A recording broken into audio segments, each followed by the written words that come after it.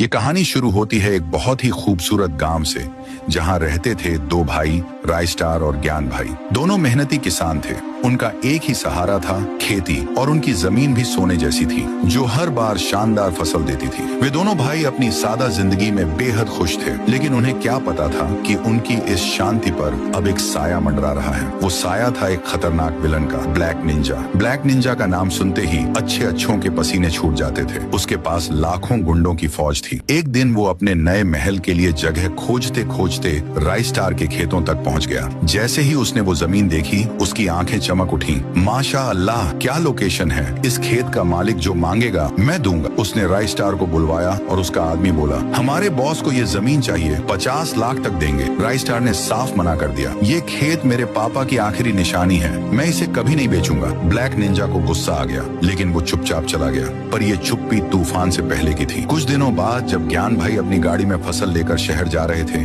रास्ते में उनकी गाड़ी को दो बड़ी गाड़ियों ने रोक लिया। कुछ गुंडे निकले और ज्ञान भाई पर डंडे से वार किया, जिससे वो बेहोश हो गए। जब उनकी आंखें खुली तो सामने था ब्लैक निंजा। ब्लैक निंजा बोला, अपने भाई को बुला जल्दी। ज्ञान भाई ने रायस्टार को कॉल किया, भाई जल्दी आ, ब्लैक निंजा ने मुझे बंधक बना लिया है। रायस्टार ने बाइक निकाली और बिना वक्त गंवाए निकल पड़ा। उधर ब्लैक निंजा हंसते हुए बोला, क्या भाई है तेरा, तुझे मारने के लिए खुद को खतरे में डाल रहा है। ज्ञान भाई मुस्कुराए, तू उसे जानता नहीं, मौत को तूने अपने पास बुला लिया है। तभी एक जोरदार आवाज आई, हट जा उसके पास से। रायस्टार की जबरदस्त एंट्री हुई। उसने कहा, तेरा ज्यादा हो गया बेटा, अब तुझे सबक सिखाना ही पड़ेगा। ब्लैक निंजा बोला, उस दिन तो तू बच गया, आज नहीं बचेगा। रायस्टार बोला, भागने की जरूरत तुझे है, मुझे नहीं। ज्ञान भाई बोले, अब अगर लड़ाई शुरू करनी है तो शुरू करो यार। और फिर शुरू हुई एक ताबड़तोड़ लड़ाई। चारों तरफ धुआं, गाड़ियों का शोर, गुनगुनाहटें, मारधाड़, सब तबाही का मंजर बन गया। जैसे ही धुआं छंटा, नीचे जमीन पर गिरा हुआ था ब्लैक निंजा, और रायस्टार और ज्ञान भाई पूरे एटीट्यूड में बैठकर उसे घूर रहे थे।